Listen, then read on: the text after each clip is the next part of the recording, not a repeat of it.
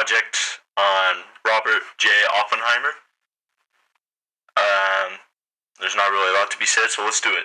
He's known as the father of the atomic bomb. So in his early life,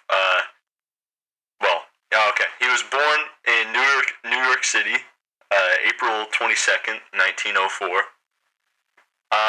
There was a lot of suspicion while he was working on the bomb because apparently he had communistic connections, and his father was also an immigrant from Germany. His childhood family was part of the Ethical Culture Society, so from what I understand, it was basically like a group that would promote like integrating different like cultures and religions into modern, or I guess it's not modern, old America. And at age 10, Oppenheimer was academically gifted, and he was studying physics and chemistry. As you would expect, Oppenheimer went to Harvard University. He graduated as the valedictorian in 1921 in his high school. But he unfortunately fell ill shortly after graduation, which delayed his Harvard enrollment. He was enrolled in Harvard in September 1922. While he was in college, he studied chemistry, physics, Latin, and Greek, and he graduated 3 years later. After graduating, he realized his true interest was the study of physics. He soon would go on to University of Cambridge in England to study atomic structure. He soon would get into politics after hearing about Hitler's rise in Germany, and having already studied atomic structure, Oppenheimer makes a perfect contender for the race to the atom bomb.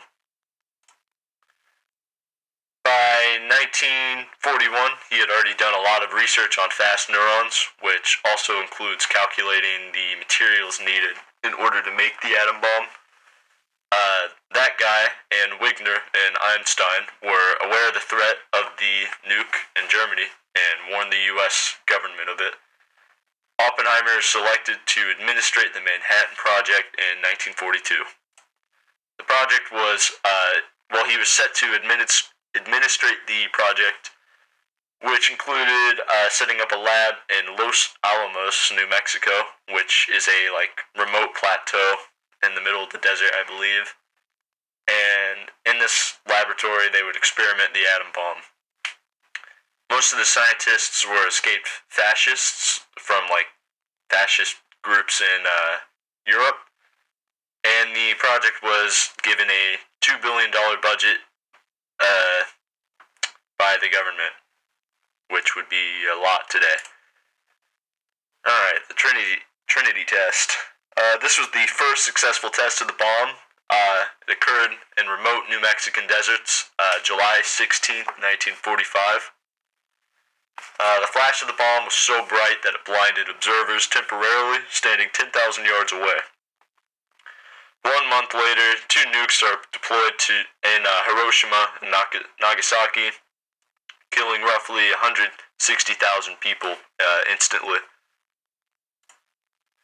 After the war, Oppenheimer gives his heart-wrenching monologue, the I Am Become Death monologue, which basically was him coming out saying that he is anti-nuclear.